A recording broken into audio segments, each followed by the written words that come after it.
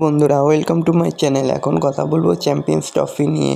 Champions ট্রফির সময়সূচি তোমাদের জন্য দিয়ে দিলাম, তো তোমরা দেখে নাও। আর এরকমই সব খেলার খবর প্রতিনিয়ত জানতে হলে চ্যানেলটিকে অতি শীঘ্রই লাইক, কমেন্ট, সাবস্ক্রাইব করতে ভুলো না।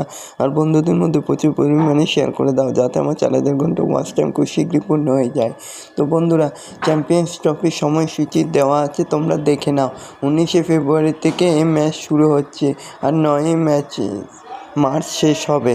তো বন্ধুরা, আজ থেকেই শুরু হয়ে গেল চ্যাম্পিয়ন্স ট্রফি, যেখানে 8টি দল, সব মিলিয়ে 15টি ম্যাচ। মিনি বিশ্বকাপও বলা যায় এই চ্যাম্পিয়ন্স ট্রফিকে। এর প্রধান কারণ টুর্নামেন্টের ফরম্যাট।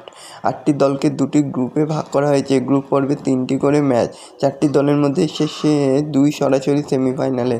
ফলে গ্রুপ পর্বে ঘুরে দাঁড়ানোর সুযোগ নেই বললেই চলে। 3টির মধ্যে একটা ম্যাচ হারা মানেই দেওয়ালে পিঠ ঠেকে যাওয়া, এমনকি টুর্নামেন্ট থেকেও ছিটকে যেতে পারে। এমন আবহে টি-20 বিশ্বকাপের পর চ্যাম্পিয়ন্স ট্রফি জিততে পারে ভারত, এমনই ভবিষ্যৎবাণী করেছে অনেকেই। এদিকে পাখির চোখ করে লক্ষ্যে এগোচ্ছে ভারত। টিম ইন্ডিয়াকে চ্যাম্পিয়ন্স ট্রফির 20তম জয়ের রেকর্ড করতে হলে টুর্নামেন্টের মধ্যে মাত্র 2টি ম্যাচ জিততেই হবে। গ্রুপ পর্বে তাকে 3টি ম্যাচ খেলতে হবে। সেমিফাইনালে পৌঁছাতে হলে ভারতীয় দলকে যে কোনো মূল্যে এই 3টি ম্যাচের মধ্যে 2টি জিততেই হবে।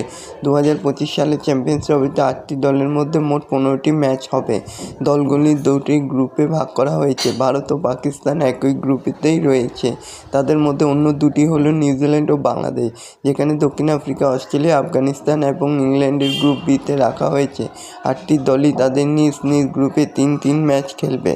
তো বন্ধুরা, এরকমই সব খেলার খবর প্রতিনিয়ত জানতে হলে চ্যানেলটিকে অতি শীঘ্রই লাইক, কমেন্ট, সাবস্ক্রাইব করতে ভুলো না। ধন্যবাদ সবাইকে।